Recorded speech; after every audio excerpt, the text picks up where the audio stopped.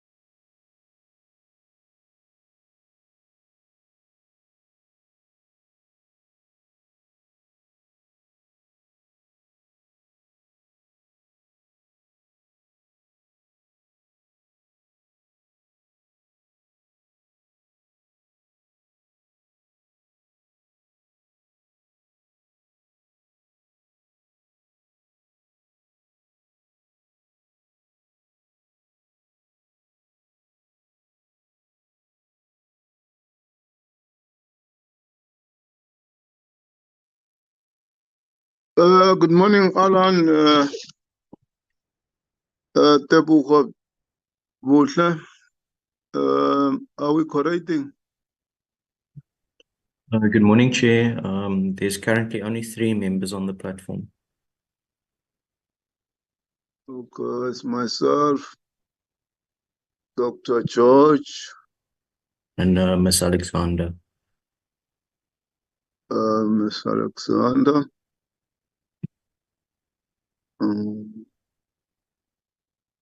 Where are members?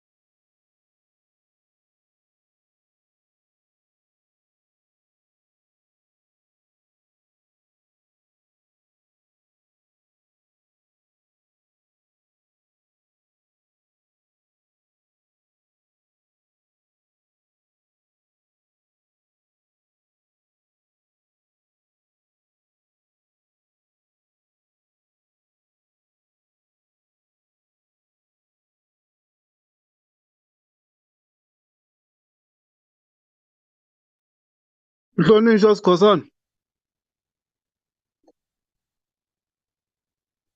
Morning, Slalo. Siyabona, kunjani? Siyavuka ninjani na?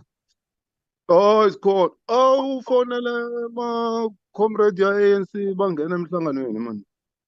Okay, Slalo.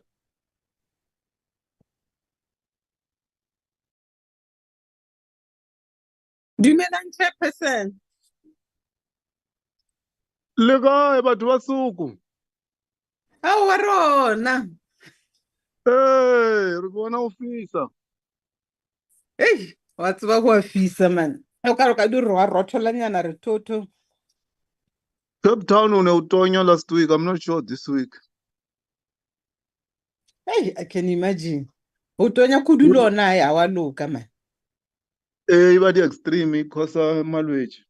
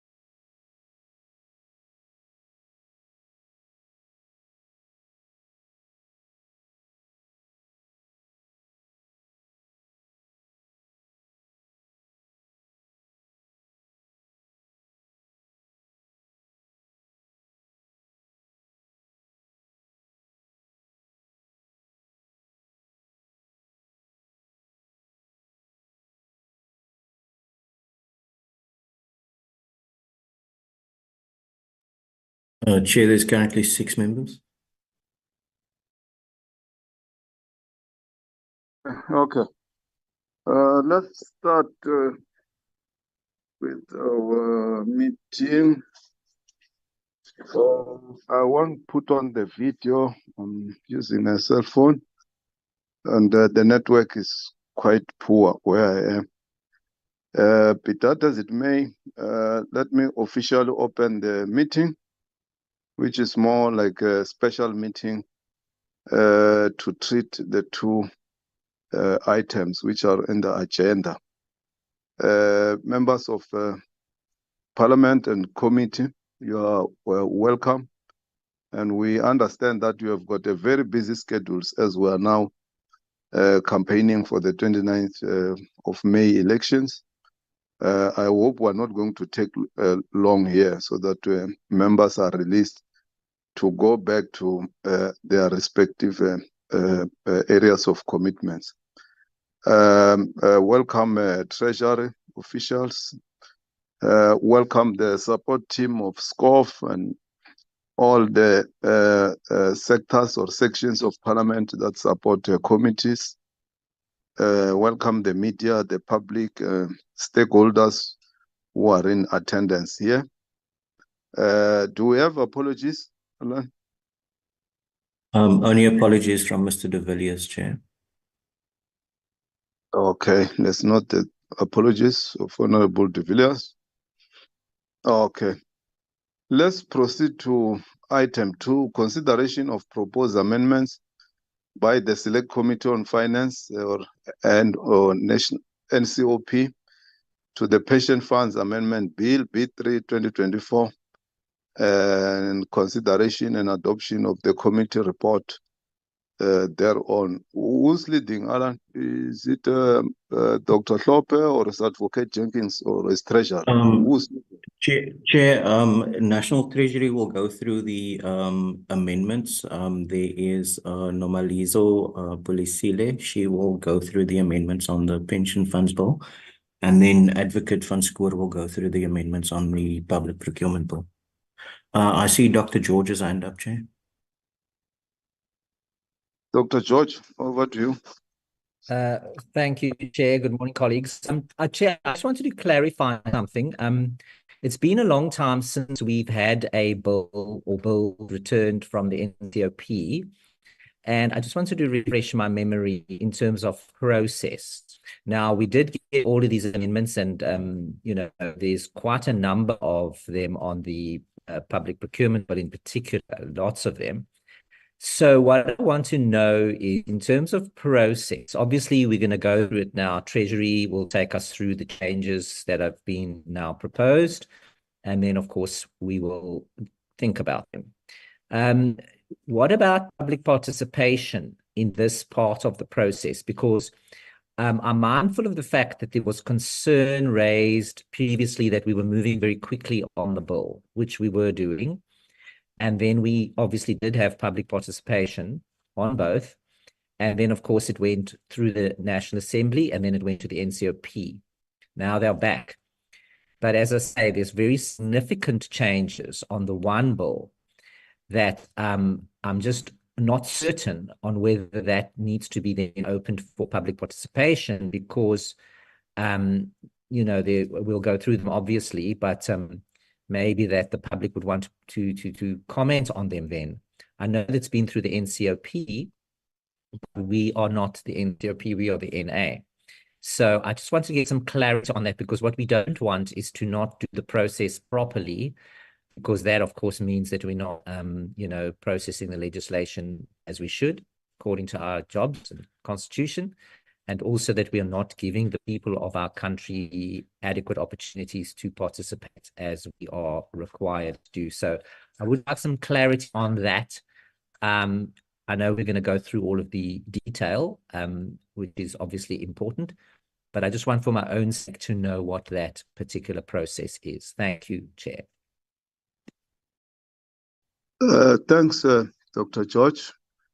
Before I hand over to Advocate Jenkins, if you remember, not so long ago, we had a bill that was referred back to the NA by the NCOP. I think, if I'm not mistaken, it had to deal with the municipal rates or infrastructure issues of that nature. Colleagues will remind me. We never had another public participation. We had a public participation as NA committee. NCOP had public participation, then after that referred the bill to us to process it, and we never had the public participation. We treated the bill. From there, we took the report to the NA for adoption. But be that as it may, let me request Advocate Jenkins to come in here. Advocate Jenkins, over to you. Good morning, Honourable Chairperson. Good morning, members. Chair, I think you correctly summed up the practice. Of course, there's no fixed rule. The rule is, the test is that we must have a reasonable opportunity for the public to make a meaningful input into the process. That has happened at the NA level, and the amendments in the NCOP were thoroughly subjected to public participation. So I think, Chair, if there was something that came from the NCOP, maybe in the House, because you can even make amendments in the House on the bill, last minute issues which the public hasn't seen, then there should be a legal obligation that we will read into it because of the Constitutional Court test. So there's no rule to say that you can't have public participation when there's the sort of reconsideration, not the reconsideration, but the consideration by the National Assembly Committee of what the NCOP agreed on. So, Chair, there's none of that happened here. So I think public participation test has been met here, in my view. I don't think we have received any request or input from the public at this level, at this stage, because I think the public has well, they might not be satisfied, but they have had their opportunity in the NA and the NCOP. So I would maybe say if we've received notices from people saying we want to see we are seeing new things and we want to relook at things and make new submissions, then of course one will say, okay, we're not going to stop you from making submissions. But lack of that and lack of new amendments that really came in after public participation, I think we've the two committees in Parliament separately and together has exhausted or met the standard for public participation required by the Constitutional Court. That's my opinion, Chair. Thank you. Thanks, Advocate Jenkins. And further than that, if, for instance, as NA committee, we don't agree with the amendments that NCOP is referring back to us, there is a stage where we go to mediation as the two houses. And if we don't agree, there is another process that we have to go through. Because the rules, I think, provide that if we have to amend all issues that are brought back to us, there are consequences in terms of the bill not proceeding to the NA House. So I think there's that clarity. So let's proceed and see how far we process the issues referred back to us by the NCOP. Normaliza, back to you on the Pension Fund Amendment Bill. I will request those who are going to present to gallop. As I say, we have pulled out members from a hectic election campaign. I hope by 11:30, the latest, or 11, we should be done. Even myself, I'm here in KwaZulu-Natal on the campaign trail of the ANC. Normaliza, over to you. Thank you, Chair. Good morning, Chair, and good morning to all the members of the committee, and good morning to the colleagues on the platform. We are going to present the proposed changes, and they are contained in a bill that we have prepared, that I am the draft bill. And it's a combination, Chair, of these changes. Some are very minor changes as a result of printing errors and so forth, but some are the substantial one. And the first one in the substantial ones is the inclusion of a definition of beneficiary fund. You would recall that we have inserted the definition of pension fund organization in the bill, where we have amended it by inserting a new paragraph D, which is to assist to expand the definition to allow beneficiary funds to administer and pay arrear and future maintenance orders. So we had to supplement that amendment to the definition of pension fund organization by also referring to the new paragraph D that we have inserted in the definition of beneficiary fund. So that would be the first one. Then the second one, Chair, would then be just a replacement of the instead of A. And then in the definition of pension fund organization, again, in the bottom flash, where it references the paragraphs in the definition, we had to also include the new definition with the new paragraph, which is paragraph D. So that part has also been amended. I think in this case, as the case may be, there has been a consistency in the bill where when we are referring to the member's individual account or minimum individual reserve, we have always said, as the case may be, and we are proposing to insert those words here, so to create the consistency. So you will find in all the definitions of pension interest, we have inserted this wording. And here, this was, we are just replacing the words Pension Fund Act with a Principal Act. And then that takes us to the next clause where there are changes, and that would be That would be clause 4, which is the amendments to 37 Cap D. I think these are just the minor ones, and I would go straight to the main one, which is in subsection 3AA. And in this subsection, what we have done, there was a numbering issues. So we have, first we had dealt with the numbering. But here, I think this amendment links to the definition of pension fund organization and that of a beneficiary fund, where we are proposing to insert this proviso, so to link those definitions in respect of payment of maintenance as lump sum, arrear or future or in monthly payments. So this definition closes the whole loop around pension fund organization and pension fund and beneficiary fund definition. And I think we then would be moving on to the next one.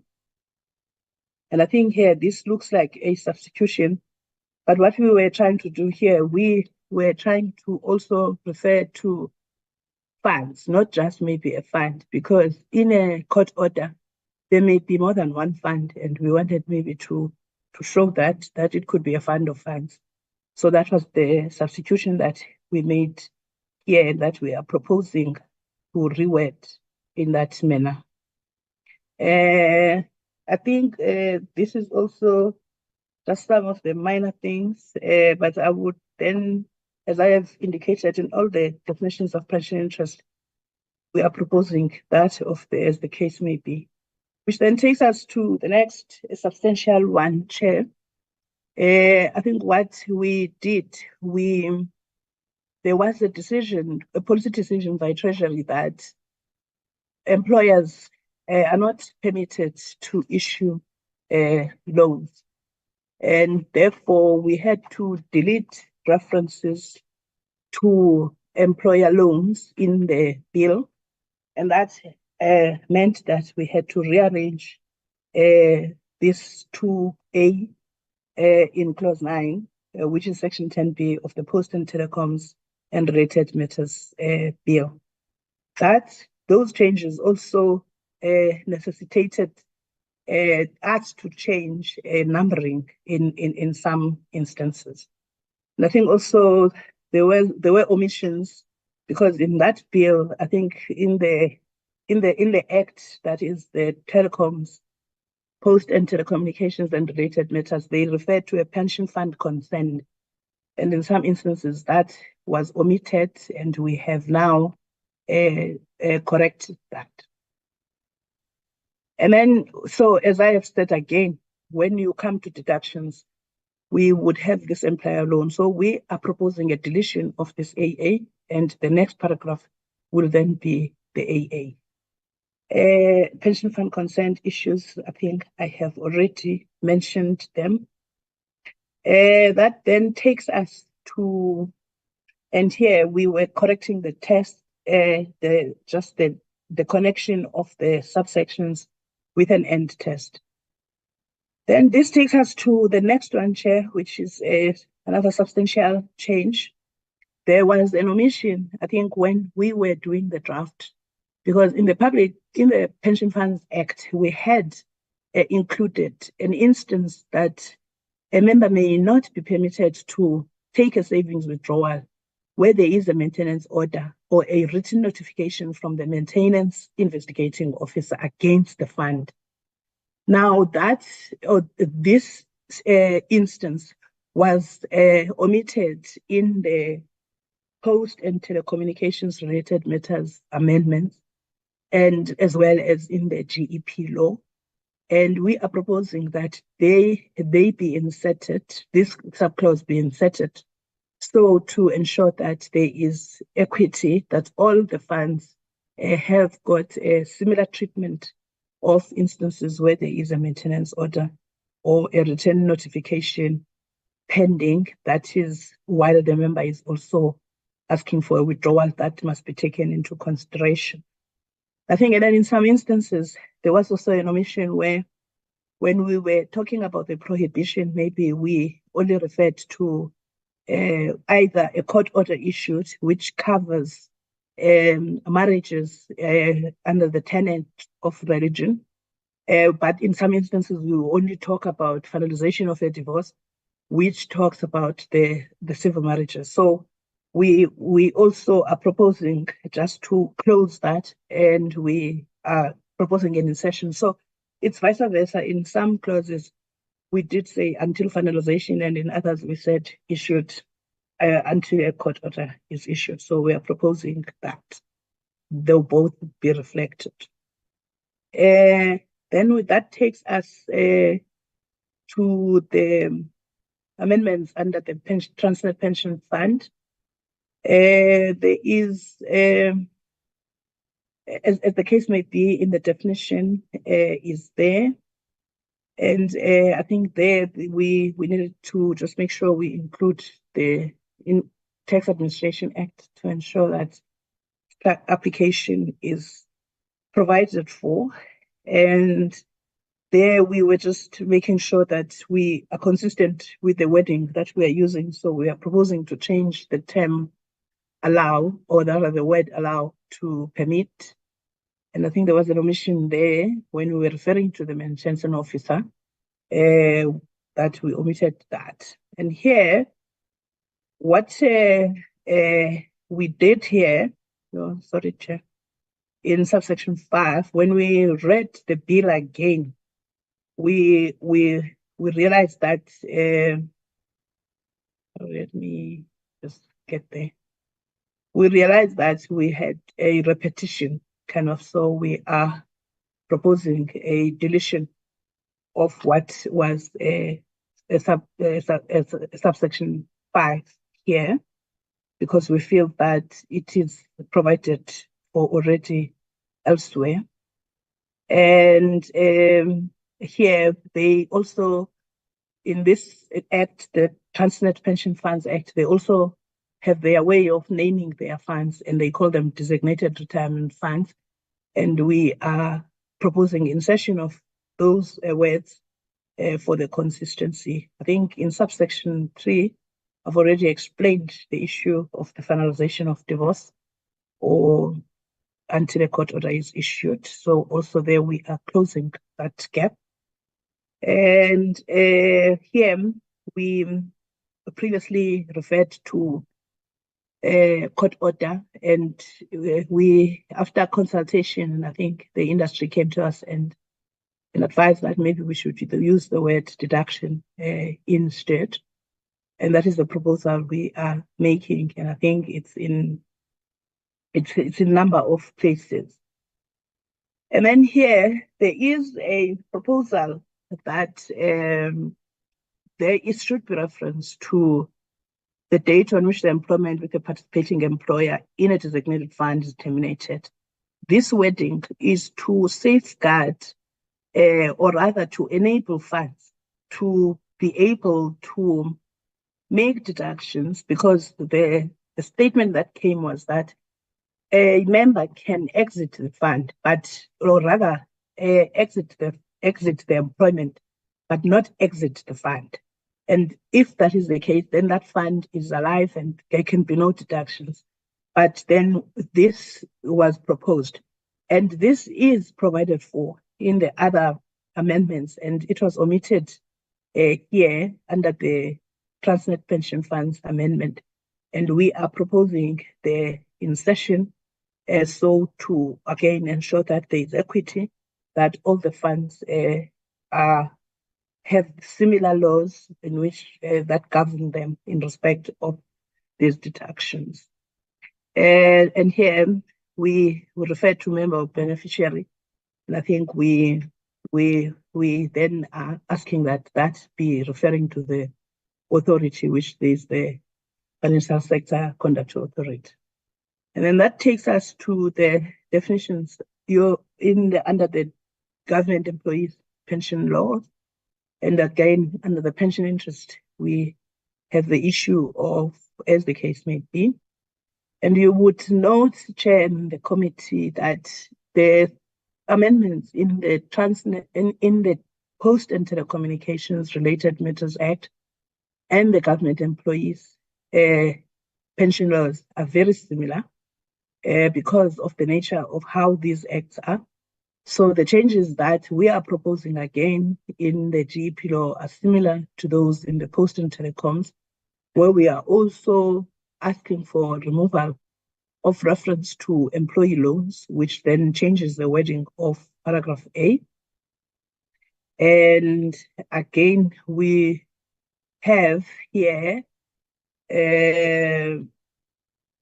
inserted a similar, or rather the same subsection which relates to the maintenance order or written notification from the maintenance investigating officer in the instances where the processes are pending in the maintenance court, that the member may not be permitted to take a withdrawal benefit if that pending order may exceed the amount available in the savings component.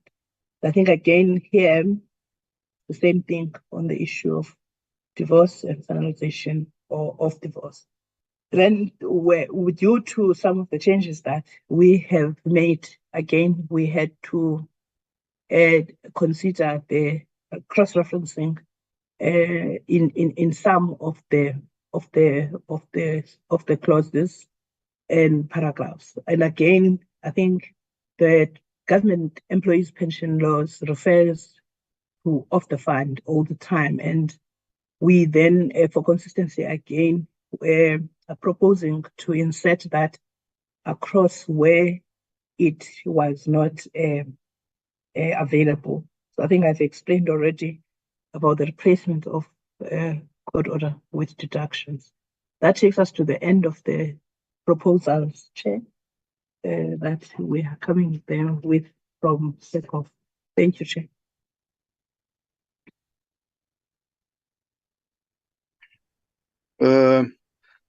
Thanks very much for taking us through the proposed amendments, or the amendments referred to this committee by the NCOP. There we are, honorable members, clarity seeking questions and or comments.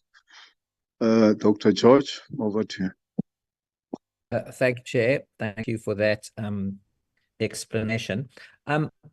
I was just a little concerned about this loans. Now, it went very quickly, the Treasury went very quickly through. Now, my understanding is that the purpose of the Act, when we started it up originally, was that we wanted to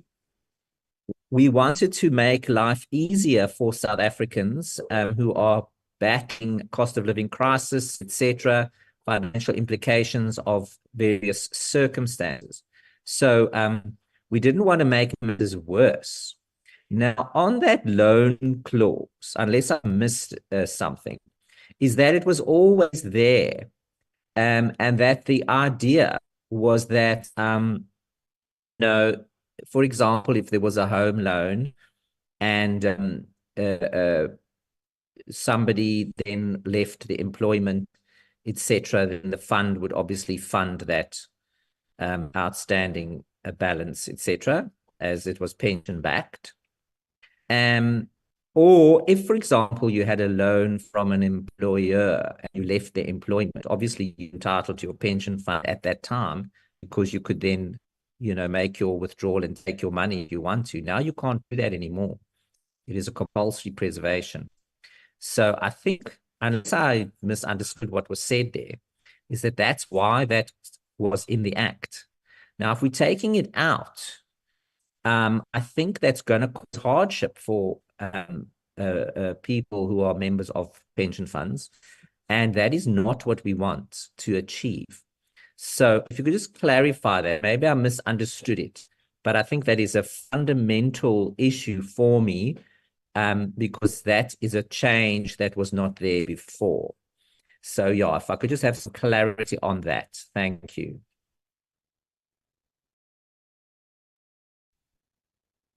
Thanks, Dr. George. Any other member want to raise an issue, question, comment? None. Back to you, National Treasury, on the questions asked by Dr. George. Thank you, Chair. I will respond as follows. Section 19 of the Pension Funds Act only permits funds, or rather pension funds, to issue loans. And there is nowhere in the Pension Funds Act where it permits employers to issue the loans.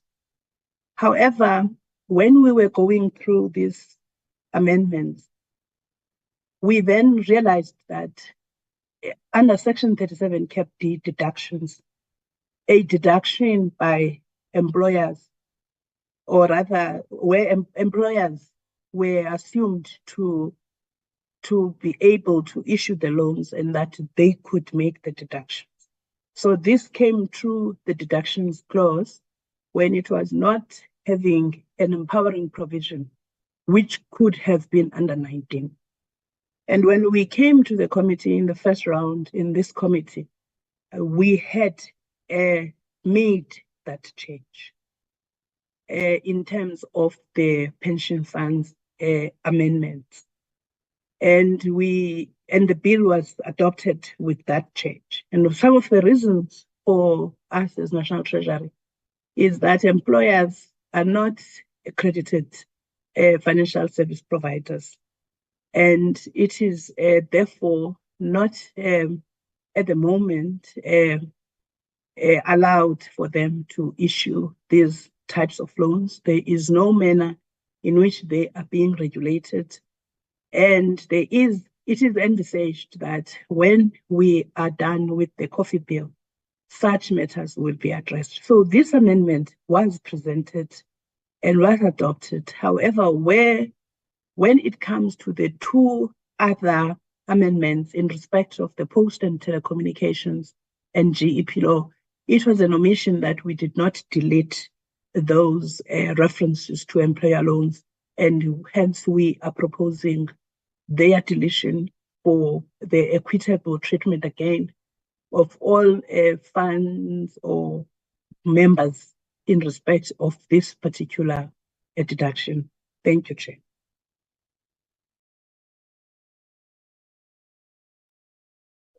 Thanks. I think we're done. Let me also verify something here.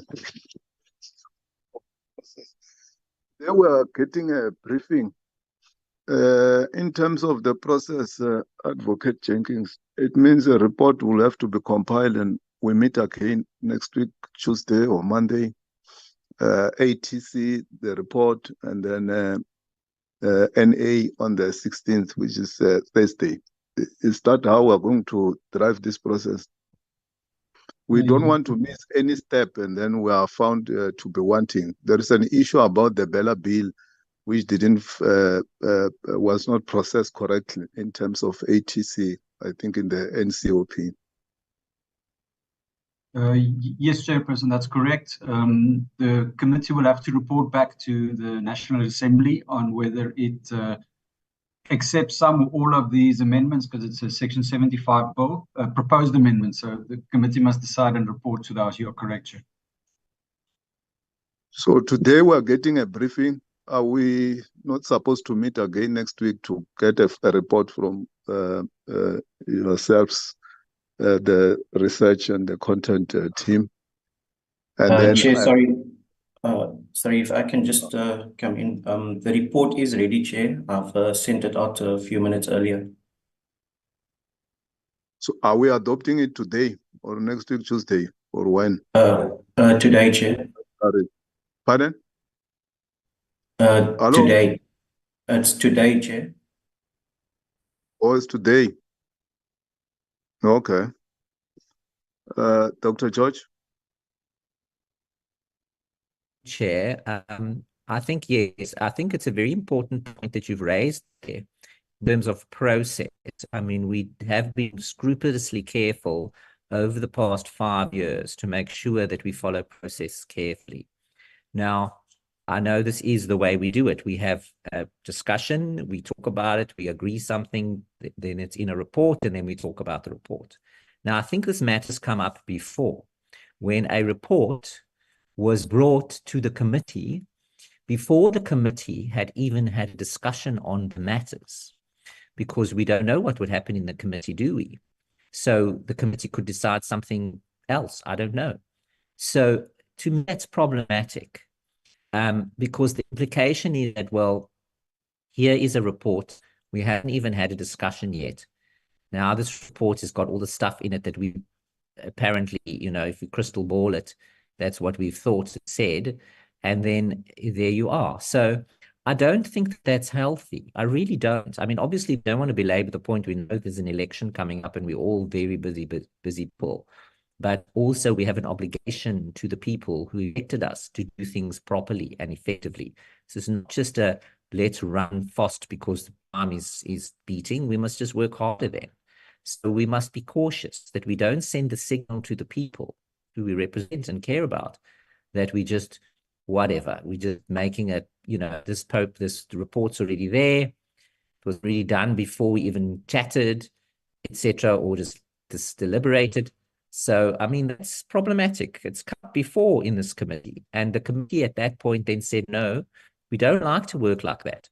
We don't want to report before the meeting when we haven't even had it yet, because that implies that what are we doing? We just rubber stamping? No, we don't do that. So that's a concern that I just want to put onto the table, Chair. Thank you.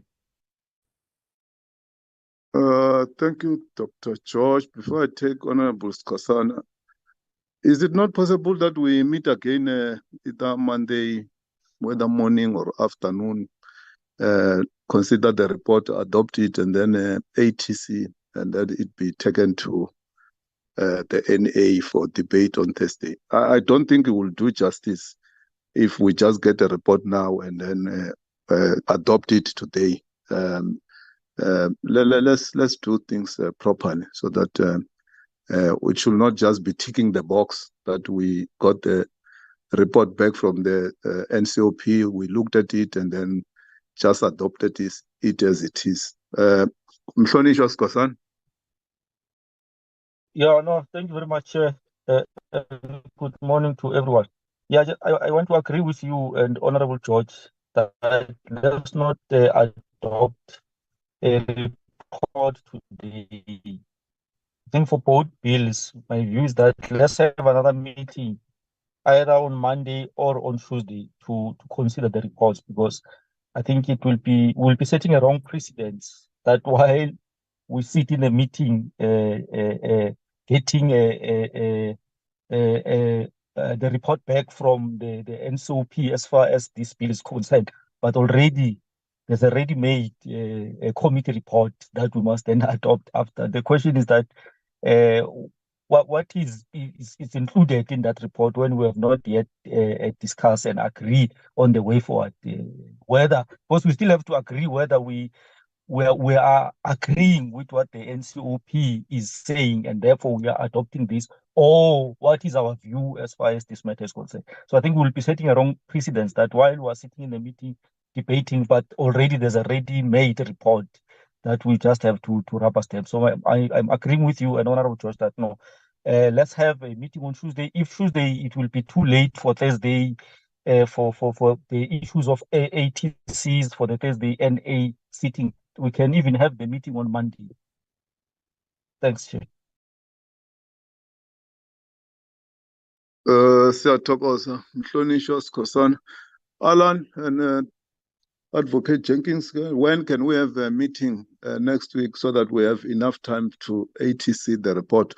You remember last time we had a problem with this bill. I think it was public procurement. When there was a process going to the NA, then the next thing, the bill was not ready, did not meet the drafting standard, and so on and so on, and we had to go through procurement. We don't want that experience. Can we have the meeting on Monday? so that we have enough time for other technical issues or on Tuesday and Wednesday. We don't leave things to chances like we did last time.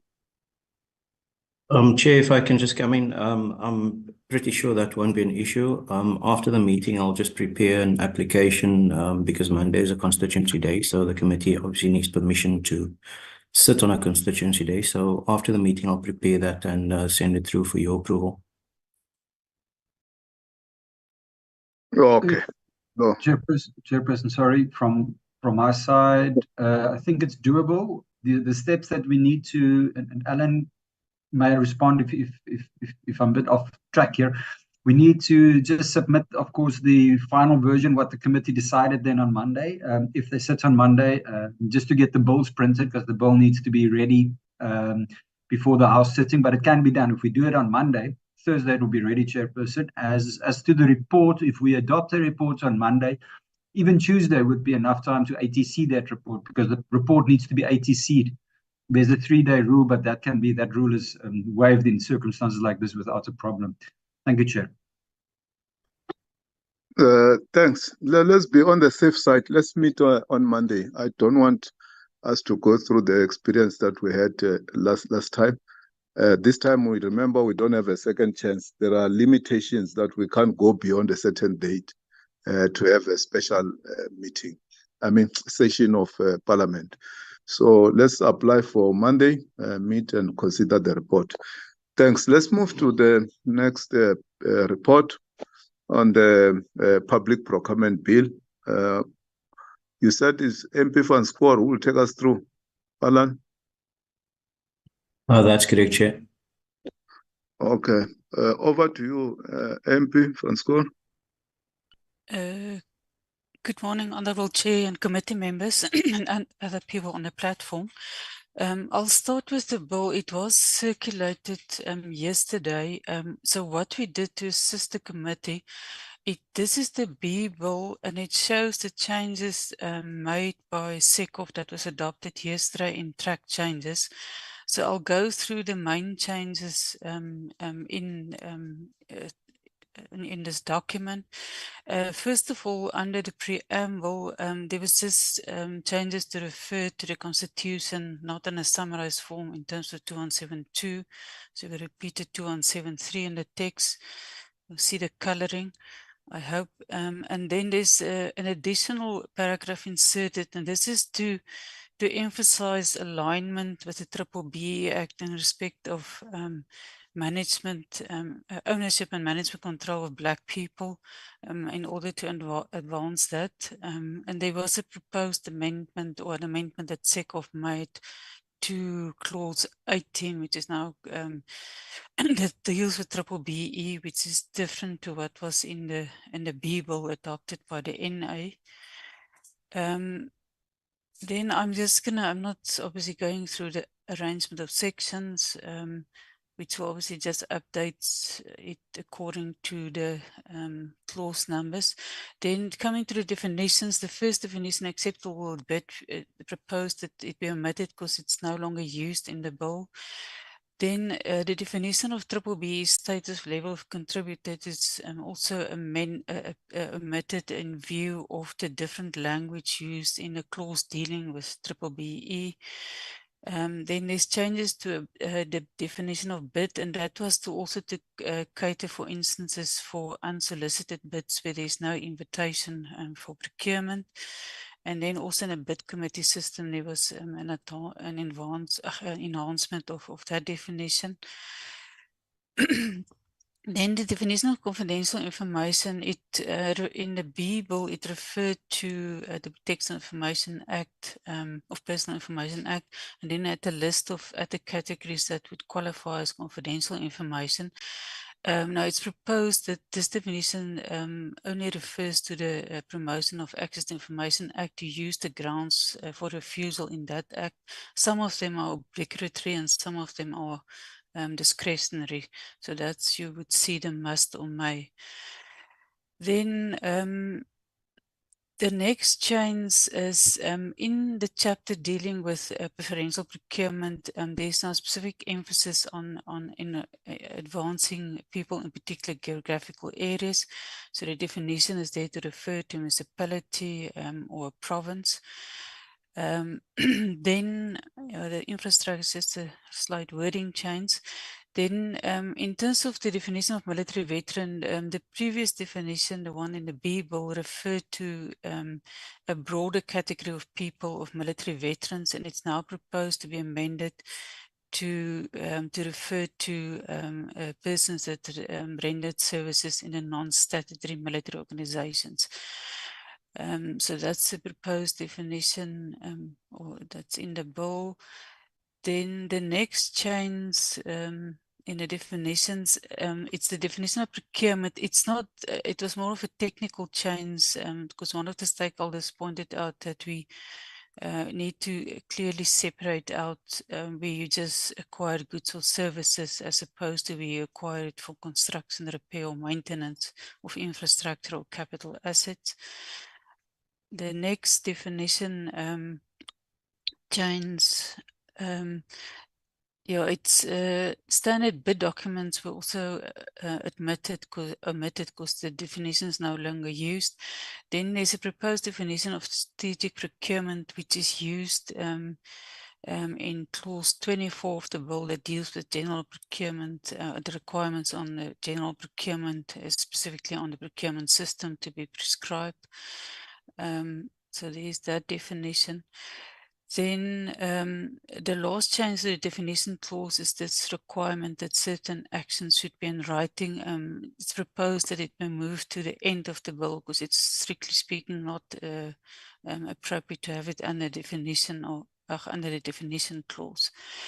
In the objects clause, there's one proposed amendment, and this to also to refer to the environmental rights that's in section 24 of the Constitution, so that the objects of the act should also promote environmental rights. Then under the application clause, there's one proposed amendment, and that's in 3.2 that deals with application to Parliament and provincial legislatures. This is only in respect of the preferential procurement. The reason being that there's now a cross-reference to the bid evaluation criteria that's in 24.1D of the bill that the NCOP or the NCOP adopted. Then the next clause deals with the establishment of the procurement office. The 4.3 is just to make it clear who makes decisions on behalf of the public procurement office, that it's the head of that office. Then there was some tweaking on the powers of the Public Procurement Office, specifically what would be their role in maintaining or measures for integrity, to say that they must develop and support the implementation of that. And then similar wording for transparency measures in 1D. Then the next amendment in 5.2 relates to concerns relating to possible constitutional challenges in relation to the role of the procurement office in the respective municipalities. So it's provided now that the PBO may not issue instructions in respect of municipalities, but only in respect of other institutions that subject to the bill.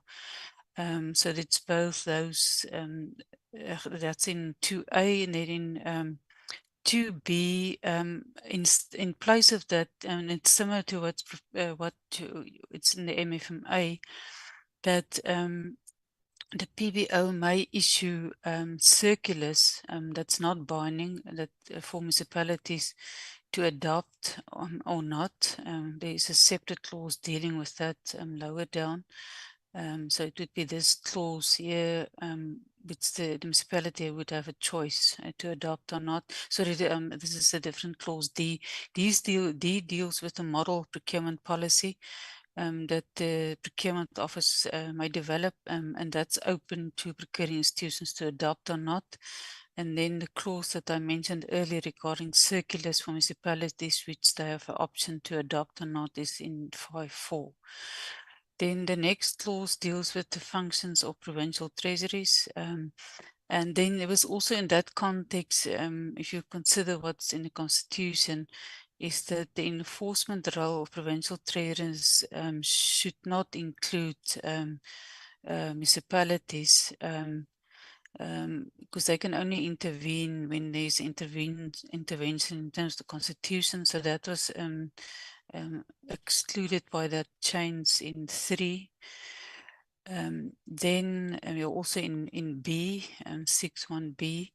Then similar to what's for the procurement office, there's also provisions for the provincial treasury to issue instructions, but that's then excludes municipalities, but once again, the provincial treasuries may then similarly issue non-binding circulars that municipalities may or may not adopt. Then in sub is 4 similar to the one for the PBO. Then in 6.5, it's also aligned to the one for the procurement officers to make clear who makes decisions on behalf of a provincial treasury. Then the next part deals with with procuring institutions. The first key amendment is in 8.1b to clarify that it would be procuring institutions that's responsible for developing and implementing their own procurement systems, and that would include procurement policy, but they must do so in accordance with the procurement system that the ministers prescribed, which is envisaged in clause 8 in section 24.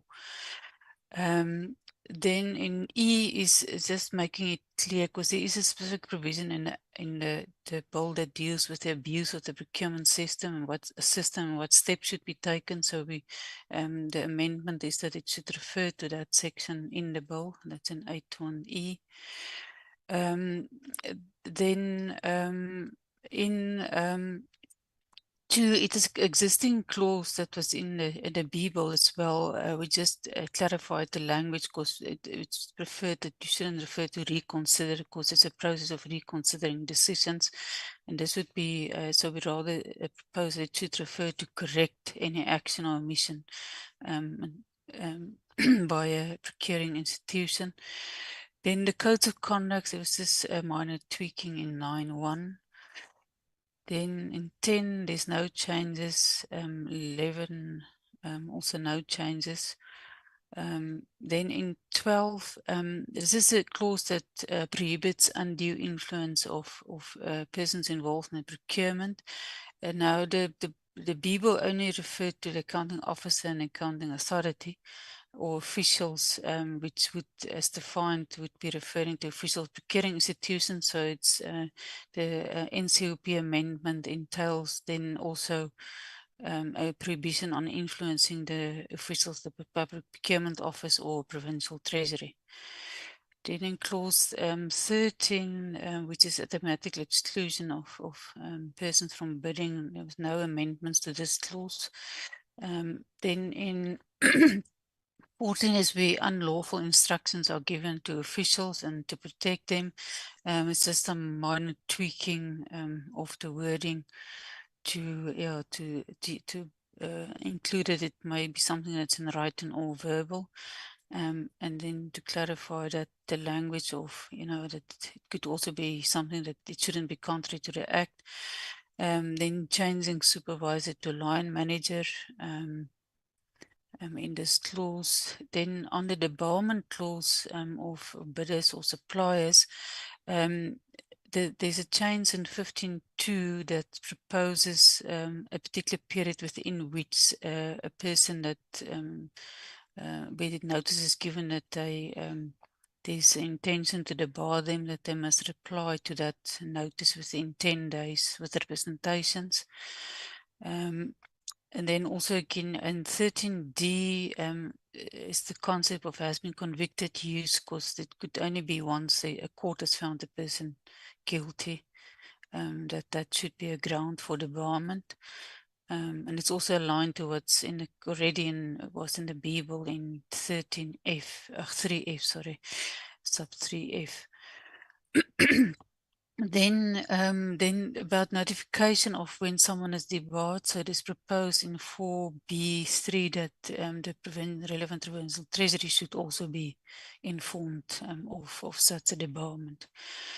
Then then in 7 is that before a person's name is placed in the debarment register, consideration should be made to if there's a pending review application to the tribunal, because a bidder or supplier that's debarred may request a review by the tribunal. So that should first be completed before their name may be included, should the tribunal not rule against them. Then the next clause is this is now chapter 4 of the bill that deals with preferential procurement. Now clause 16 deals with, it's an existing clause that was in the bill, but it's been expanded, firstly by in 16.1, adding that to make it clear that, that when a procurement institution develop and implement, sorry, Chair, I think the developer at the beginning was not in the Bible. So it should have been tracked, but then that they must also comply with the regulations made in terms of this act so that we avoid the situation of the Concord judgment that was made in respect of the 2017 regulations, so that they must develop their bill subject to what's in this, the framework in this chapter and the regulations. Then the specific amendments here, there's 16.2 is to deal with the layered application of clauses 17 and 18. Now 17 deals with set-asides and 18 with pre-qualification criteria.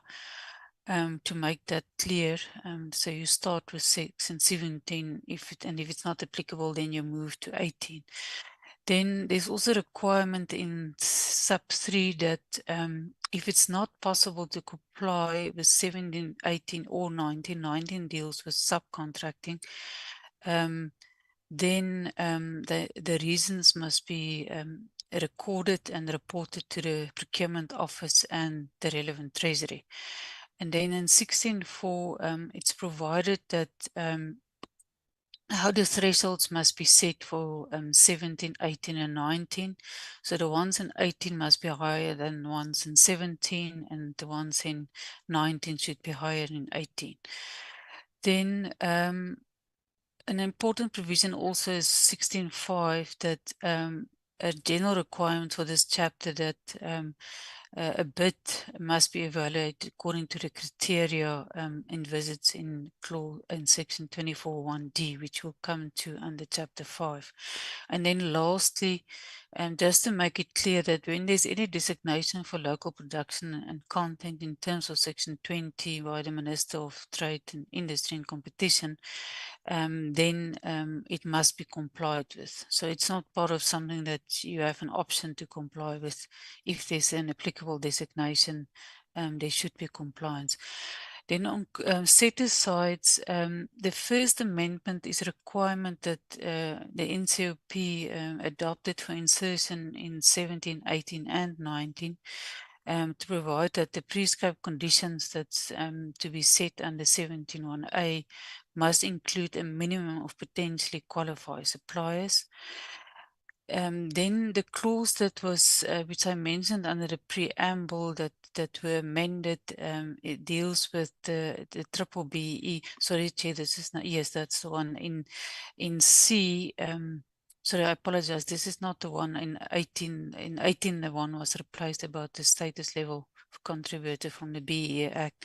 This is a new provision that also refers to the triple BE Act under 17 under set-asides. which requires that when the minister prescribed targets, for instance, for Black women, I'm using as an example, then the minister must take into account the applicable codes of good practice on BEE under the BBBE Act. So that's a new requirement. And again, then when the minister reviewed the targets, he must also take into account the targets. That's in paragraph D. Then under set-asides, there's a new insertion that military veterans be also included as a separate category in 3, so that's in 3F.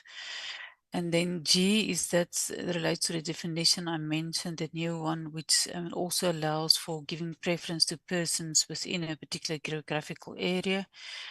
And then military veterans is also mentioned then under small enterprises as a separate category, and similarly also persons within a particular geographical area. Then there's further in, also for cooperatives, there's a similar provision for cooperatives if in a particular geographical area. Then the further changes to clause 17 deals with concerns raised that there's procedural aspects in 17.5, and also that it may result in a limited application of this clause. So 17.5 now simply refers to that bids must be evaluated in terms of the prescribed criteria. And that also includes the ones which would be under 25 or 24.1D, sorry, that will still come. Then pre-qualification criteria, the first main change is the replacement of the reference to a bidder having a stipulated minimum BBBE status level of contributor.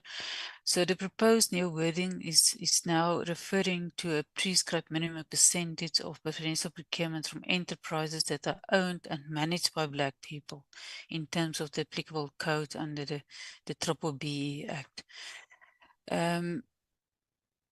Then the changes further down is similar to what's under 17 for set-asides. The paragraph V, Roman 5, sorry, will amend a change because it is covered later on. Black people within a geographical area through that general reference.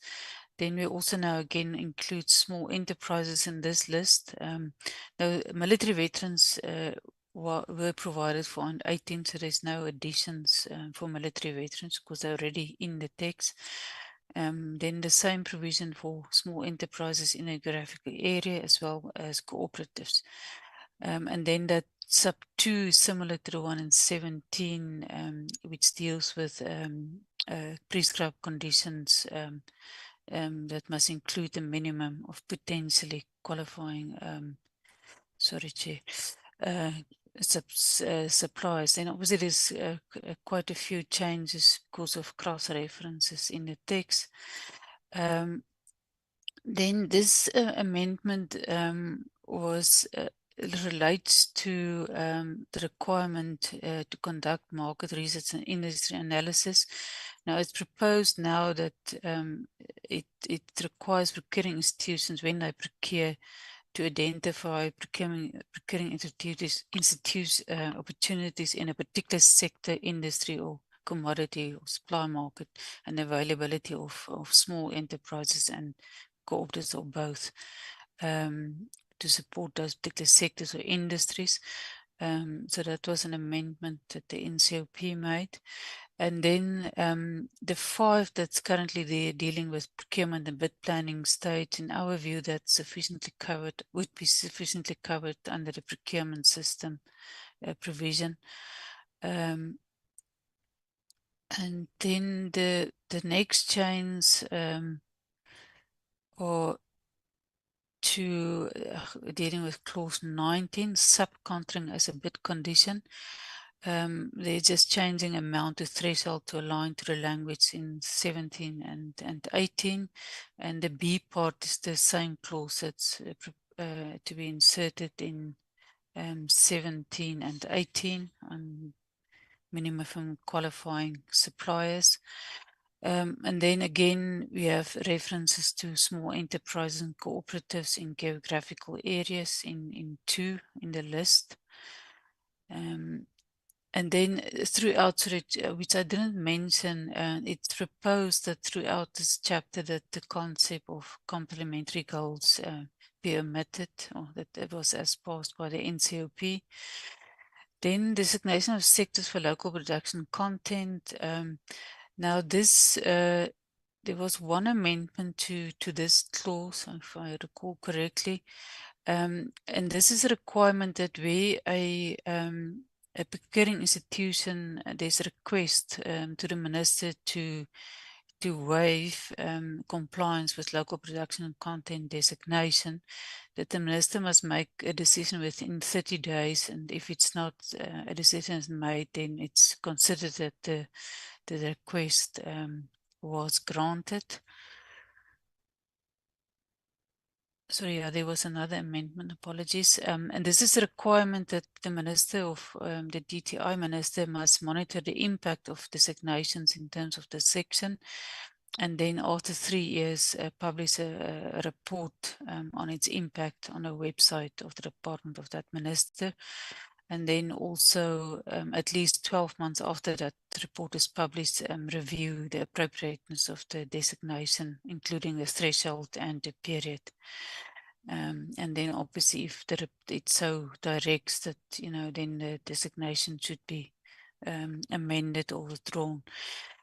Then there was a clause in the bill, B bill, that the general provision about that if preferences under 17, 18, 9, 20 are not applicable, that should be, then preference must be prescribed. Now, in our view, and it was accepted by the NCOP, that this clause is too wide, and also there's adequate provision for preferential requirements in from section 17 to 19 in particular, so there's no need for additional preferential requirements to be prescribed.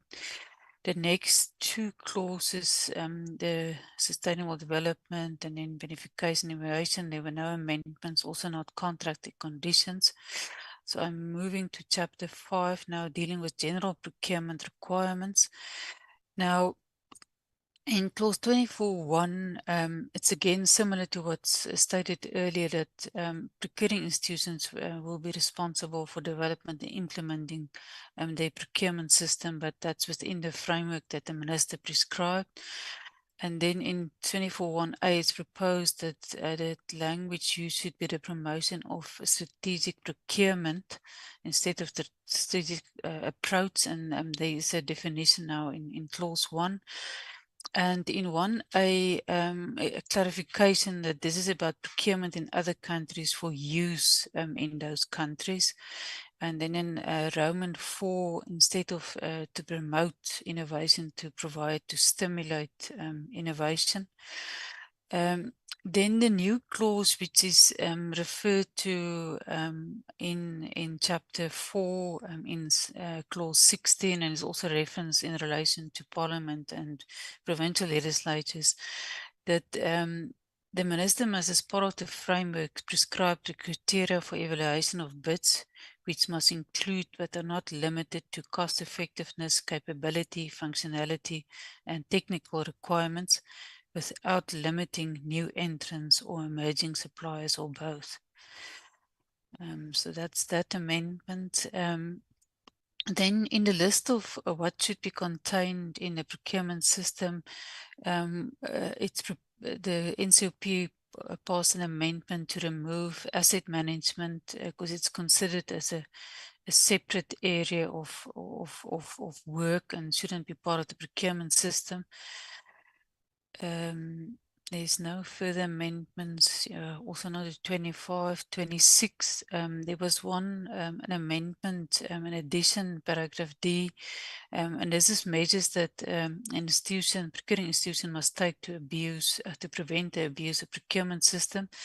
And this is that they must verify that the bidder is not an affected person whose name appears in the debarment register.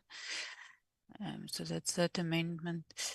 Then then there's a further amendment which provides that if a contract is concluded that's contrary to the provisions of this Act, that's between an institution and a bidder, then that provision is null and void. Which is the position in under the common law, but we thought it's important to put it in the bill. Then clause 26 of the B bill, the NCOP passed this without this provision. One of the reasons for this was that a number of stakeholders indicated that procurement functions are performed in different places in different institutions, and so it would be left to the procurement institution to decide where the particular aspects of procurement should be performed. For instance, not necessarily all of it should be under the supply chain management unit. It could be performed elsewhere in the institution. For instance, major contract management may not be a function of that unit. It may be the function of the line unit that's responsible for the project. Then on the bid committee system, the proposed amendment is to stipulate requirements for what who should be part of bid committees, and that is that to state that they must have the relevant knowledge, skills, and technical expertise to achieve the intended result required during the relevant committee process. Because the key concern from some of the stakeholders was that you must provide for technical expertise, and then this technical expertise could either be in-house or external expertise. Then on the ICT system that the procurement office must build over time, there was firstly under 1C some alignment to the language that's used in 24.1 of the bill. Then in E, it's proposed that before marketplace, the term electronic be used. Then as to the use of technology by procuring institutions, in subsection 2, it was provided that the procurement office must determine the technical requirements for the use of IT by procuring institutions by instruction. Now it's proposed, or it's in the bill, so before that was passed by the NCOP, is that this should rather be done by notice in a gazette instead of an instruction, which so you can easily adapt to changes in technology.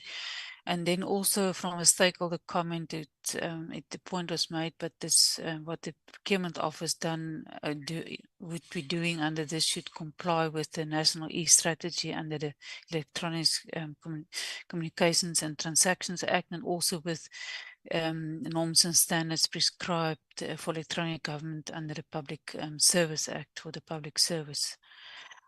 Then access to procurement processes, there were no amendment. Disclosure of procurement information. There was firstly an amendment, and that relates to beneficial ownership, which is in 2A Roman 4, is that it should refer to section 56.14 and not the section that was quoted in the Bible. And then there's also proposed new requirement that when a bid is awarded above a prescribed value to an immediate family member or related person of a person automatically excluded in terms of section 13, then that information should be disclosed. But again, it's not a prohibition for such family members or related persons to bid. It's just to have transparency in those instances. And then there's also an addition of requirement that the minister, when prescribing regulations, he must provide for information regarding bids cancelled and the reasons for cancellation. And because currently apparently it happens quite a lot that bids are cancelled and the reasons for that are not known in the public. Then there's no changes to 32 or 33, yeah, except for one, it was just a term that was not in caps. Protection information, yeah, this is just to extend the protection information requirements in also to procuring institutions that they must also comply with these provisions. Then dispute resolution, yeah, I can move quite fast because there are not many amendments. I'm just going to check where's the first one.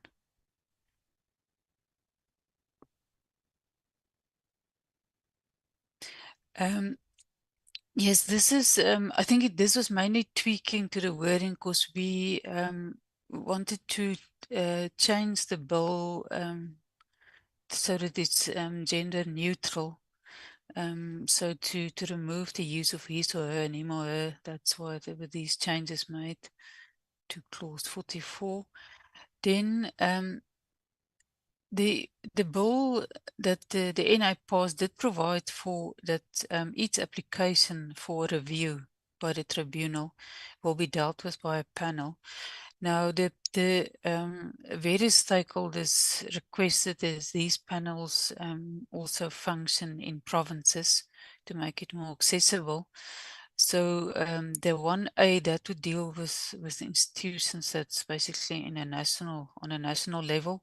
And then B is where it's in a province. So the chairperson would be required of the tribunal to constitute panels that to hear applications in a province. So that's 45.1. Then also to further augment this 46.2 provides that the tribunal rules must provide for the function of panels in both the national and provincial sphere of government. That's in. Yeah. Then as to review, I'm just going to the next clause. It's amended. And it's just the he or her and him or her. Then under the tribunal orders, the concern was raised that if there's no time frame prescribed for within which orders must be made, it will delay a procurement unnecessarily. So it's now proposed in sub 3 that a tribunal order, a panel must make an order within 30 days after submission of the application for review. But there is a provision for extension. The chairperson of the panel may approach the chairperson of the tribunal to extend it for up to 30 days. There's no amendments to 52. Then 53.1a, that was just an error that referenced to all review proceedings in 53.1a. Then on investigations by the Procurement Office, this is just the power for that office to exercise, investigative, the investigative powers in this chapter. It's just to put an additional criteria to say that it could only be done if it has reasonable cause to suspect that there's non-compliance. And again, well, it's already been in a bill that the NI passed that it's not to investigate criminal offences. Under this clause, there was one amendment proposed that we also provide that when there's certain seizure that photographs and videos may be taken of equipment and documents. Then the next clause, there's no changes, warrants. Delegations. Firstly, we wanted to make clear that the minister can't delegate the power to issue government notices, so that's excluded. And then also the same in the case of the Minister of DTIC, the powers that's vested in that minister in clause 20. Then a new clause is inserted to provide that the head of the Procurement Office may delegate to officials sorry, there's an error there, I said officer. So, and also that, and then again, the issuance of instructions may only be done by the head of the procurement office, not by, it may not be delegated. Then the same exception is made for the head of a provincial treasury, not to further delegate. Then there's a new provision that deals with financial misconduct. There was a criminal offence that accounting officer or accounting authority commits an offence if they fail to take reasonable steps to implement the act or the procurement system. Now, the view was that that's too harsh to make it a criminal offence, so it's proposed that it should be made financial misconduct. And then in sub 2, it's provided that it must be dealt with in terms of the applicable statutory provisions and employment conditions of that accounting officer or authority. Then under offences, there was firstly some amendments to the clause about the prohibition on opening bids, just to make the wording clearer, to say open any sealed bid, whether electronically or otherwise. And then, so that's those amendments. And then under also some tweaking of the wording under D to rather say conspires to commit. Extortion was added, which is a common law offence, but this will then also make it a statutory offence. So those are the criminal offences clause. So I'm struggling to find the cursor. And that's just a change in language from excuse to explanation. And then that sub 3 is the one that we propose that now in the bill from the NCOP, it's dealt with as a financial misconduct and not as a criminal offence.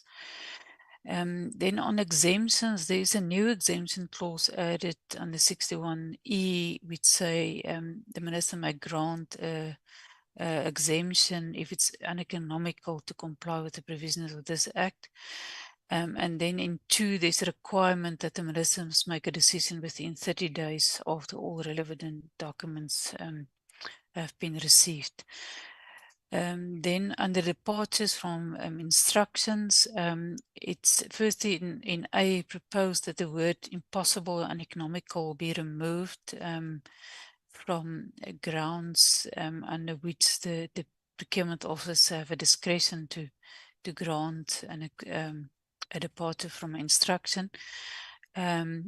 But there is, and it's been moved to make it compulsory under 62. So if it's uneconomical, impossible to comply, then such a departure must be granted.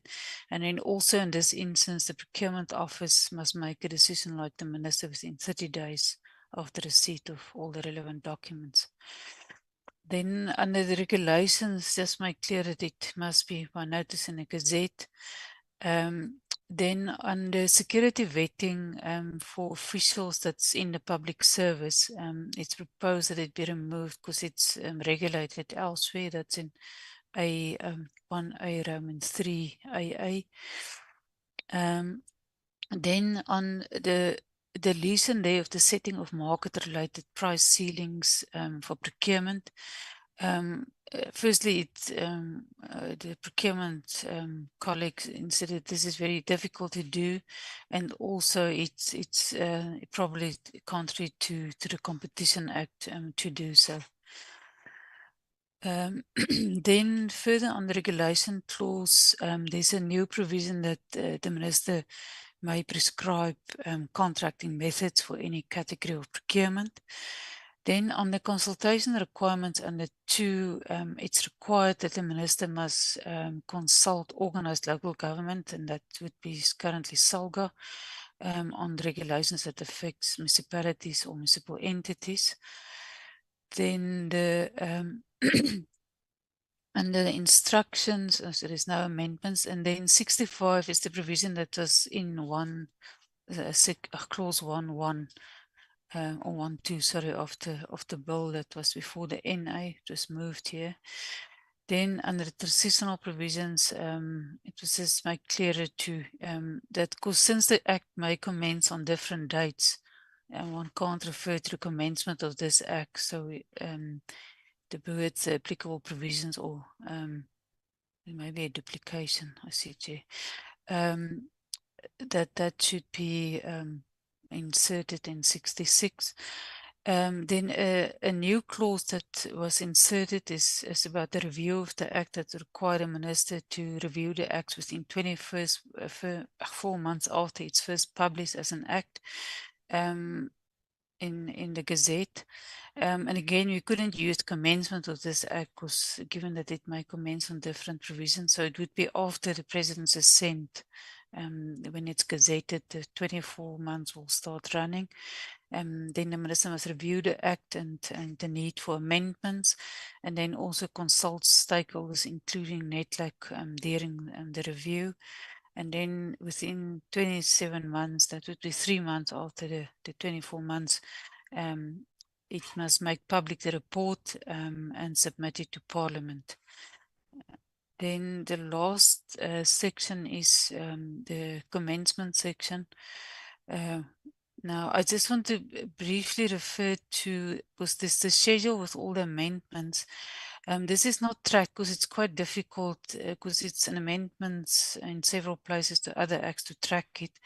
But there was the key ones is obviously still there, the repeal of the triple PFA and amendments to the PFMA. But we checked that we covered amendments to all the acts, in particular the MFMA. There's ones that we noted that was not there, and also on the Municipal Systems Act.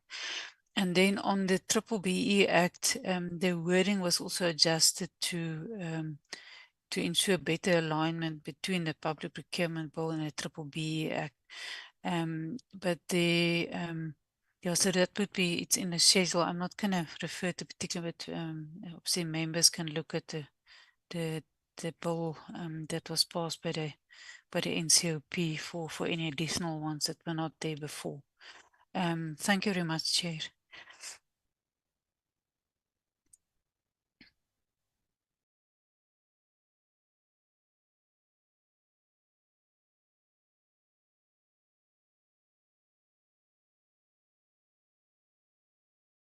Okay. Sorry. Thank you. Thanks, MP, for taking us through the report. Let me invite members of the committee to ask clarity, seeking questions, and or make comments. Dr. George, over to you. Thank you, Chairperson, and thank you for that presentation. It's quite a lot. I mean, there's been quite a lot of changes that the NCOP have made, and we did receive the documents yesterday, and I did look through this, so I hope I've managed to, have a comprehensive look.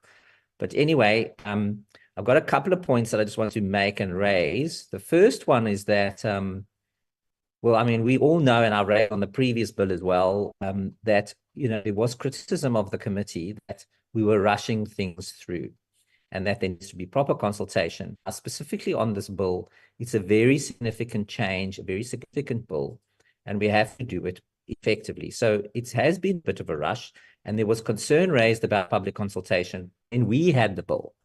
That my understanding from the NCOP is that there was also concern raised in the NCOP about the public participation. And so now there was that concern raised. We went quite quickly. It went from the NA to the NCOP. There was this complaint or criticism, and now it's back with us again in the National Assembly with quite a lot of changes. So again, my question comes up is, have we had adequate public participation? So that is the first thing. Then on the military veterans, now, I'm not sure, but I think I recall at some point that, well, obviously this military veterans now is another category, right? Now, my understanding is that the Military Veterans Act, which was apparently quite a torturous process, defines a military veteran in a particular way. And this bill now seems to now change that definition of a military veteran. Now, my understanding of my understanding of the law as it is written was that it was supposed to be inclusive. So what it was is, I mean, obviously we are a negotiated democracy. So after the liberation struggle, we had a new constitution, and we had elections, and then the idea was that we were going to build a united country, etc., and that we would move towards the future, bearing in mind the past. So when the Military Veterans Act was done, it defined the military veteran in a particular way. It was reconciliatory, it was all of that. And then my understanding is that it defined military veteran as people who had participated in the statutory forces and the non-statutory forces. And then, of course, all of the different forces, including from the so-called former homeland areas, were all incorporated into one. So the idea, we all know this, it was all a reconciliatory thing. And so the Military Veterans Act specifically defines a veteran. But now what we're doing is referring to military veteran, but then giving them a different definition. Now, I think that's problematic. The problem for that is because we can't just, you know, oh, well, decide one day that we're going to now have a category called military veterans, and then we're going to now, oh, well, there is an act and this is how defined, but we think it's going to be defined in a different way. Now, of course, we don't want to get into the weeds of race, but given that this bill does so to do that, it has a very strong racial bent on this bill. We then would want to then, I mean, just on the immediate thought comes to mind is, well, what happens to a Black person who is a veteran in terms of the Veterans Act or whatever it is, they defined as a military veteran, and they now are not. So they're excluded. So what are you doing now? We actually not only dividing our population in the old racial classifications that, you know, we really would want to get away from. But now we're not only doing that, we're identifying races. We are also then dividing up a particular category of races then too. So then you've got a military veteran. There would be some type of a Black person and another type of Black person. I mean, how crazy are we getting here? So anyway, but that is a point, and I think that that is something we need to think about, because I mean, I really don't get it. I don't get it. But anyway, so that is a thing. What are we doing? Rewriting all the other laws at the same time? Why don't we just change the Constitution while we're at it? I'm just being facetious, just in case there's any reporting. I certainly 100% support the Constitution and will defend it, as we all do. Then on the financial implications of the bill, it's been raised before. I mean, there are enormous financial implications. I did ask for the costing of what it has cost for preferential procurement, etc. Apparently, that information is not available because it isn't compiled. I mean, you know, there's been quite a few think tanks that have done it, and it's a lot of money. I know we're not going to go into those weeds at the moment, but I just think it is necessary for me to raise.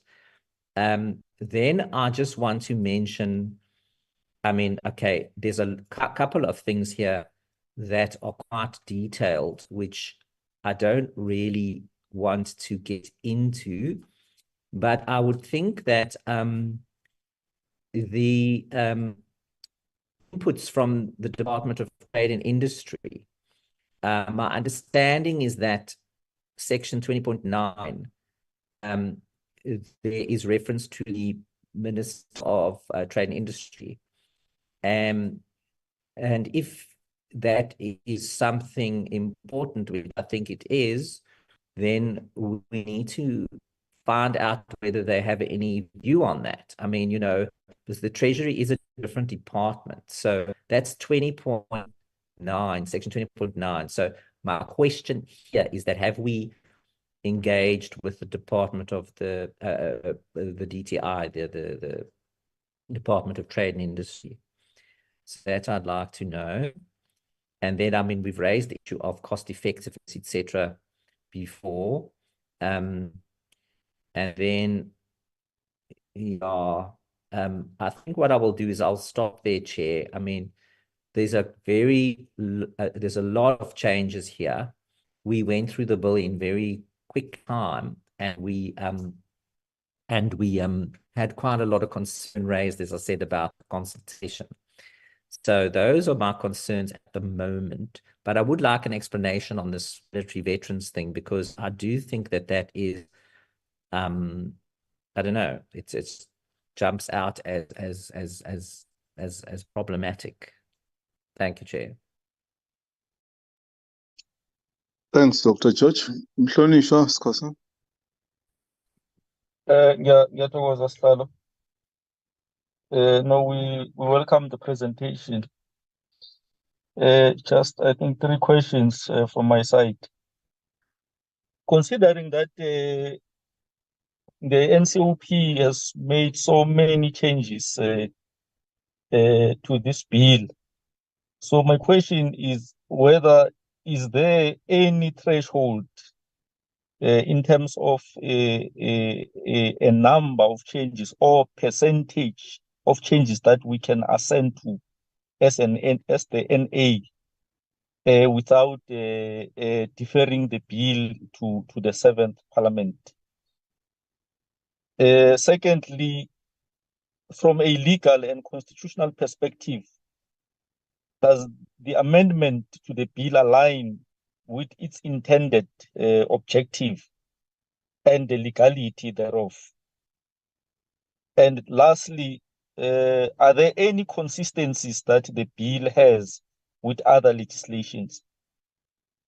Thanks, Chair.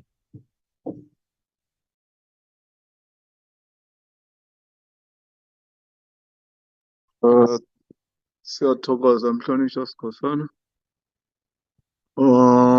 I see here there is a clause that NCOP is bringing of reviewing the act, the legislation after 24 months. The minister must compile a report. And what kind of legislating process is this? Parliament instruct a minister to compile reports after 24 months. Have we ever passed such kind of a bill of Parliament, or this is a clause of its own kind? Because I don't get the rationale. Why should a minister, after 24 months, what informs 24 months? Government works in terms of MTF. I think it's 3 years and so on, 5 years. It has got its own cycle. But if Parliament begin to prescribe to ministers how they should compile reports and so on, I find it something strange.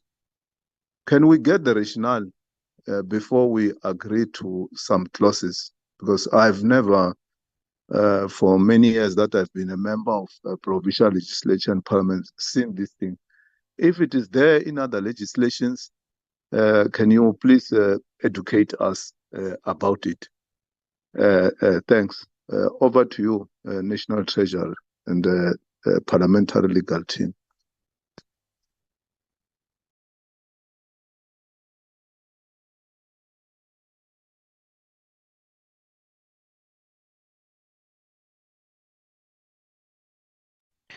Chair, I want to check if my colleague, Mr. Matabula, is going to come in. Sorry.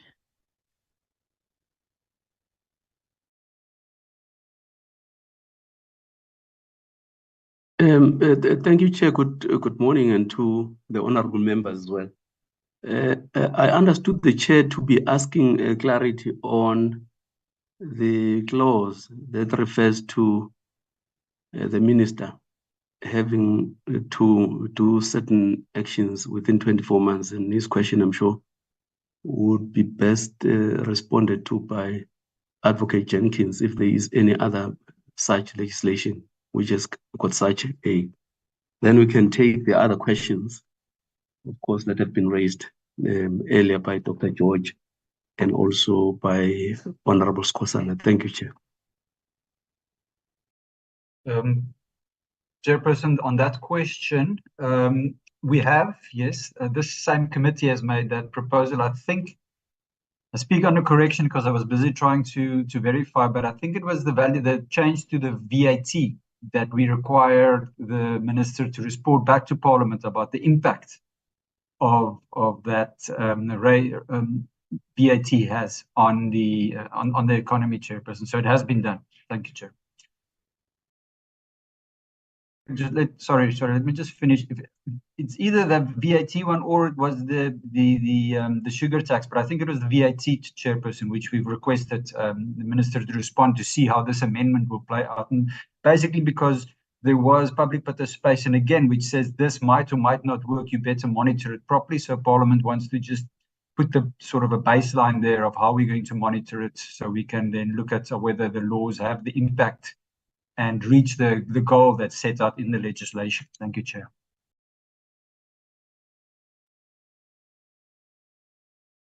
Thanks. Treasurer. Chair, thank you very much. Let me just quickly respond to the issue around public participation, especially from the NCOP perspective. I think, Chair, we went through an extensive, process involving stakeholders to comment. We responded to all comments from stakeholders in the NCOP, and in particular as well, certain provinces. I would just imagine that 2 provinces where stakeholders were also involved. We also responded to the responses by the stakeholders, in particular the Western Cape and Gauteng, above just the responses that we made to the NCOP. And then the other thing, Chair, we went through public participation sessions across provinces. In Mpumalanga, in 3 districts, in the Free State as well, in at least 3 districts in the Free State. In the Eastern Cape, more than 6 districts and 16 towns. I'm talking now physical, where we were physically there. Of course, talking to the ordinary members of the public in terms of a consultative process on the bill. We also went to the Western Cape, Southern Cape in George. We were in Central Cape Town, and we also went to the West Coast, which is Saldanha Bay, also engaging the members of public. This is, by the way, over and above the written submissions that were made from all these interactions that we had to respond to. Now, we also did the same in Gauteng. Gauteng legislature were there physically as well, and then the Northern Cape had a virtual session in Limpopo as well physically. The only 2 provinces, Chair, that conducted their own public participation sessions, I'm talking ordinary members of the public, was KZN, who said they would do that on their own, and I think that is contained also in the report of the NCOP to that effect, and then the Northwest. Those 2 provinces, but they did conduct public participation. And Chair, over and above this, what the Chair of NCOP directed Treasury was to engage further with this specific stakeholders, and we had now as Treasurer now, at the direction of the NCOP, had further sessions, one-on-ones with stakeholders where they raise issues in writing, And then we had one-on-one interaction with those stakeholders between the 8th up to the 10th of April, over and above. So if you look at the entire public engagement and public hearings that started on the 6th of February until the 22nd of March, that was the period within which we were engaging in the public hearings at provincial legislature in committees, as well as public hearings. So that's the part that we can talk about. Obviously, we had to come to some kind of an end in this process. And further than that, Chair, about 2 weeks ago, on the 3rd of May, after having gone through some of the changes in the bill and produced the D bill, the chair again circulated that very bill back to stakeholders to say, please comment further on this. And then we received comments, and he gave them received comments on Monday last week. And then we then had to attend to those written comments by further stakeholders, and of course reported back to NCOP on Tuesday in a meeting in terms of what we did and so on. And that meeting took place. And of course, then the rest, Chair, leading to the adoption, of course, of the bill by NCOP with all those changes. So I would say the consultation part from the 6th of February up to now, has been quite extensive, Chair. That's how I would respond. But of course, various stakeholders would view it differently, because some of them were even saying to us, no, they want a workshop of about 3 weeks, or, even have a workshop of a week and so on. But we didn't have that time to have such a kind of an engagement and so on. So that's basically it, Chair. And all this information is contained in various reports that the NCOP has produced to this effect. Now, let me then come to the issue around of course, the definition that Dr. George refers to on the MK. I think the view that was taken by the NCOP was that, yes, for the purposes of the preferential procurement, because here we're talking about redress, you see, the category of persons that obviously had to be considered are those non-statutory forces, of course, who participated in the the liberation struggle between 1960 up to 1994. But that's the view that we took, and of course also debated by the NCOP and eventually accepted. Then, Chair, the costing of the bill itself, I think this matter was raised sharply in various stakeholder engagements, various stakeholders saying, but the Treasury did not indicate what it would cost to implement this bill. In fact, there was also even a criticism that in our, I think, a memorandum to Cabinet, as Treasury indicated that there would be no cost implications for the application of this bill. And I think NCOP, objected strongly to that view, to say there would be no implication. In fact, the chair was even saying, in many times, officials would say there is no implication, but at the end of the day, there is implication. So at least they objected to that. Hence, in the report by NCOP, there is a provision that within 6 months of the adoption of this bill, the Treasury must provide, of course, the cost, estimates of this bill and so on. So that's what they did. And secondly, in the memorandum, that was submitted to of course, Cabinet. That memorandum has been amended to make sure that, to ensure that there is cost implication, because there is. It could have just been an oversight from our side when we put that together.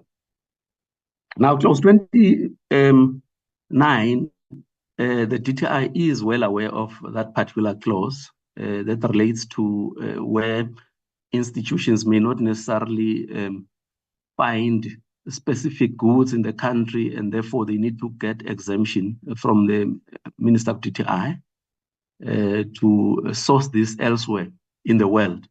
And at least that particular clause to say, Minister, please make a decision within 30 days. And then if it's not 30 days, then there would be that deemed clause to say deemed to have been. So DTI is aware of. Then the questions, Chair, from Honorable Skosana, maybe also I'll leave this to Advocate Jenkins to respond to. So if there is any threshold to accept changes, I don't know. And then also issues around the constitution and legal, and the consistency with other legislation. I think there are references to other pieces of legislation across the bill in its entirety, Chair. There are references where we're talking to, this one refers to that particular bill. And of course, we're talking about the BBBE, we're talking about the Companies Act, we're talking about National Intelligence Act, and many other pieces of legislation, of course, the PFMA, MFMA, the references are made in the bill to those pieces of legislation. Let me stop here, Chair. Thank you very much.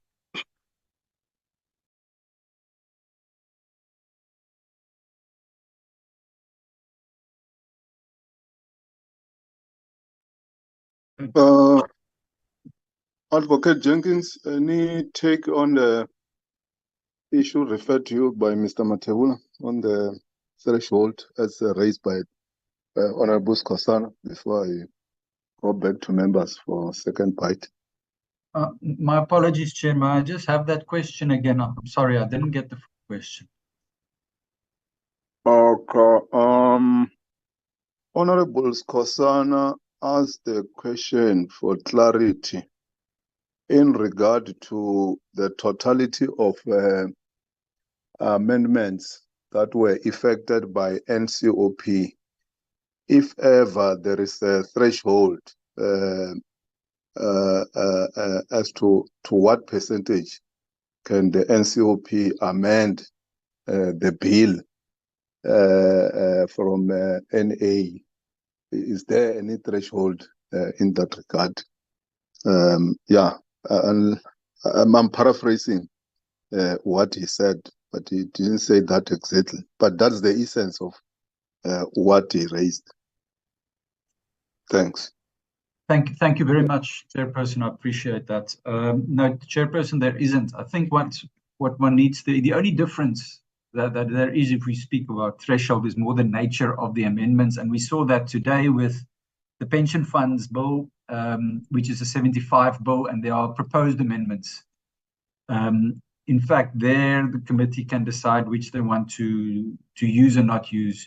But when it comes to Section 76 legislation, that's approved in the National Council of Provinces with a provincial mandate vote, there is no threshold how much the province, how much provinces may change the bill. No, there's no threshold how the select committee may recommend changes and what the NCOP can adopt. So it is it's because there's a different mandate, of course, by the NCOP to take the provincial interests to a national level. So there's no threshold about how many changes the NCOP can do to a Section 76 bill. On a 75 bill, the NCOP can only propose changes. They can't make those changes. So that's the only difference, and there's no threshold. Thank you, Chair. On the question, other questions, I think Mr. Matebula has answered those. There are references in the bill to other legislation to be consistent with other legislation and the Constitution. Specific provisions are highlighted there, Section 216, 217, and 195, amongst others. Thank you, Chair. Thanks, Advocate. Dr. George, I saw you raising the hand earlier on. Do you want to make a follow-up question? Yes, thank you, Chairperson. Yeah, just on two issues. The first one was the cost implications. Now, I mean, this is very troubling to hear because, I mean, when we discussed it well, obviously we previously discussed it in our committee, and then we raised this issue about the cost implications because obviously there is a cost implication, because if you're going to, obviously there's a procurement process, so it doesn't work like business, so different process. But here we're saying, right, we're going to take into consideration a number of things when we're going to procure from an organization or a person or something. And then here are a number of criteria you can take into consideration, and that it's going to impact on the price. So you might not necessarily go to the lowest price. So that will always have an implication. Now, if you're strengthening that, for example, or adding another category even, that means that you might have an even further implication. So, I mean, it really does seem, I know that we're running out of time and so on, but, we have to be very robust in terms of our work. We can't do sloppy work here. This is a very professional committee. And the thing that really sends shivers through my spine is that when we say something like, well, yes, there's a cost implication, we don't know what it is, but that after the bill is enacted, we're going to do the calculations. Now, I mean, that doesn't work like that. You can't say, I mean, it's like a household in South Africa. You say, okay, you're driving through somewhere or other in some area, and you say, well, hey, oh, that's a nice house. I want to buy that house. It's like a really nice house. Okay. Yeah, it's going to cost money, and it's going to cost, I don't know how much, or maybe I do know, but what's in my budget, etc. Yes, there's going to be a cost implication, but we'll buy it first and then we'll think about it. No, you can't do that. I mean, there's no bottomless pit for anything, not even in government. So I'm very worried about that if there is in fact an implication, that we need to know what it is, because we can't go down a road and bankrupt our country because we didn't think about it. And then afterwards, well, let the new parliament worry about that one.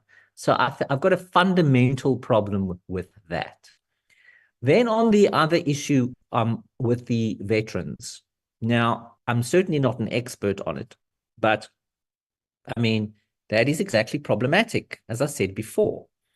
Now, I know that, I mean, there's an act, and the act defines a military veteran in a particular way. Now, what I want to know is that, I mean, is this legal, or is it even, I don't know what the right words would be. I'm a lay person, and I represent the people. And so our question would be like, well, okay, if you've got a definition of a veteran like this at the moment, and that also defines, for example, some military veterans' benefits that they would get, etc., and this includes all different races of people. So, because there were all different races in, the different statutory and non-statutory organs at the time during the liberation struggle. So a problem here is that you got this military veterans definition in the Act, and it was very carefully thought through. I remember that clearly, how it was quite a thing. Now we're putting a racial sort of, pouring a racial thing on it in terms of this Act, and then now starting to define it differently. So you then now splitting up this category. And so now you are sort of isolating one group of veterans and another one of all races. I mean, it's not a race issue. So to me, that is not in the spirit in which this country built its future, and on which our Constitution was built, the philosophy behind it all. So that's problematic in my view, because this is not correcting something. This is causing a problem. And I don't think that it's okay. So I have a big problem with that. I don't know why the NCOP did that, because we did not do that. because maybe we didn't, I don't know, I don't think we thought to do that. Maybe for the simple reason is that it wouldn't be a good idea, because we do believe in reconciliation and we do believe in forward and future, etc. So I really don't like that at all.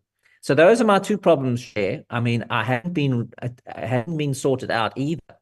It's the military veterans definition and it is the cost implications. And we as the Finance Committee know more than everybody else, I would think, what it means when you're looking at money. Our country is in a very difficult spot. Our economy isn't growing. We've got heavy spending, and therefore we borrow money, crowds out stuff. We all know this. It's not rocket science. We all understand that. But it would be hugely irresponsible, in my opinion, of a committee of our caliber to be saying, okay, that's fine. There's a financial implication, but we'll figure it out afterwards. No, I don't think we can work like that. I don't think that sends the right signal to the people of the country. I don't think that it is doing justice to what we have to do as members of this parliament that are representing the people and looking after the people's money. We can't just play fast and loose with it. We've got to be very careful and very considered with it. We've got to demonstrate to the people of South Africa that we care about their money a lot, because there isn't enough of it for everybody and to service the most vulnerable. So that is why I feel so strongly about it. Thank you, Chairperson. Thanks, Dr. George. Did I hear Mr. Matebula to say that the issue of financial implications was raised sharply by the NCOP to an extent that as National Treasury, they retreated and reworked the memo that was submitted to Cabinet? I think it has to do with CS. So what it means is that as of now, Treasury has considered that matter and has done the financial implications of the implementation of the bill. So let me not be their spokesperson. They are here. They should respond. If they don't have all the answers, we'll remember we are coming back, all of us, on Monday to finalize the report. Over to you, Mr. Matebula. Thank you, Chair. Can I just allow Advocate Van Score to come in, and then I will come after her. Thank you, Chair. No, okay. Firstly, I just want to deal with the issue of financial implications.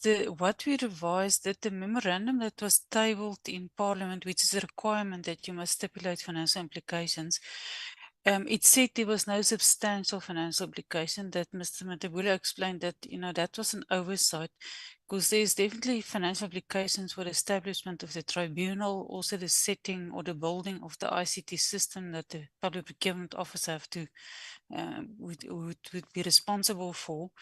And there may also implications for capacity building in order to implement the bill. And we updated the memo that was now in the bill that served before the NCOP yesterday. So that would be, if members could refer to, I think it's paragraph 6 of the memorandum. But the other point that we included in that memorandum is that it's important to note that the provisions of this act will be phased in.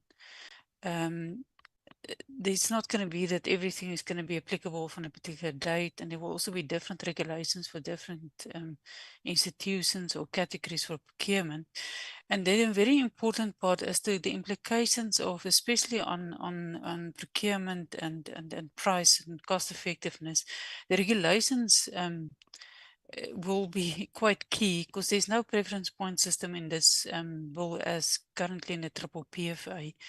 That when we consult on the draft regulations developed for the preferential procurement chapter, that will be an important matter to ventilate in the public, and also what would be the cost implications. And those regulations also will have to be submitted to Parliament for scrutiny in terms of the clause dealing with regulations. Then on the issue of military veterans, the Dr. George indicated there is a broader definition of military veterans in the Military Veterans Act. That's a definition for purposes of the application of that act.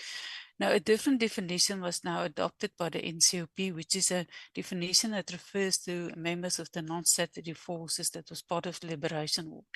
Now, the purpose of that, of making it such a narrow definition, because of redress for that category of people that suffered from unfair discrimination. So I think the purpose for what it's military veterans is defined for purpose of this act of bill is different from the Military Veterans Act. And there's nothing wrong in Parliament deciding to have a definition that's different from what's in another act. Thank you.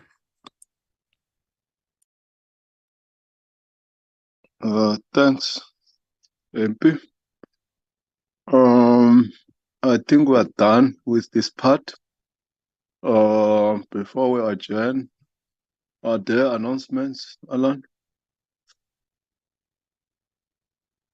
No announcements, Chair. Just that I sent the application for your recommendation for the committee to meet on Monday. Thank you. Thanks, honorable members, Treasury, everybody who's in the platform, support team. Let's adjourn the meeting. We'll meet again on Monday morning to process the report. Thanks very much. Until we meet again. Hasta la vista.